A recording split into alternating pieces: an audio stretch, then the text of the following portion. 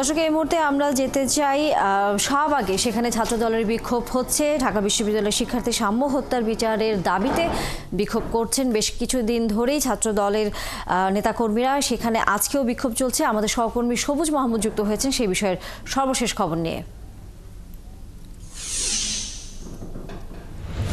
সবুজ, বিক্ষোভ কর্মসূচির খবর জানানোর পাশাপাশি শাহবাগের আশেপাশের এলাকার পরিস্থিতির খবর জানাবেন।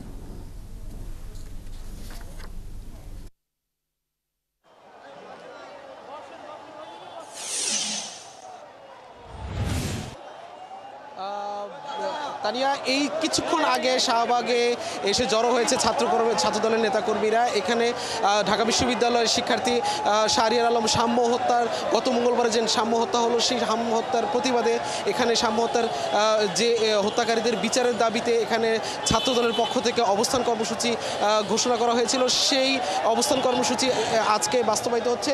এখানে ছাত্রদলের বিভিন্ন ঢাকা শহরের বিভিন্ন পর্যায়ের নেতাকর্মীরা এখানে যে জড়ো হয়েছেন।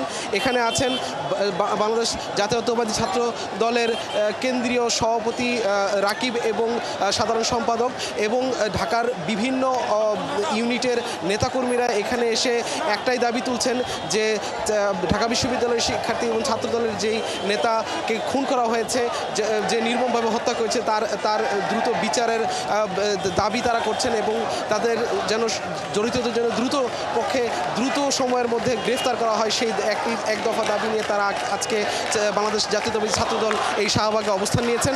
এবং এই যারা নেতাকর্মীরা ছিলেন তারা সবাই আহ্বান করেছিলেন শাহবাগটা যেন যান চলাচলের জন্য কোনো বিঘ্ন না ঘটে। কিন্তু নেতাকর্মীদের সংখ্যা এত বেশি, এখানে এসে যখন তারা অবস্থান নিয়েছে তারপরই যান চলাচল কিন্তু চতুর্দিক থেকে বন্ধ হয়ে গেছে।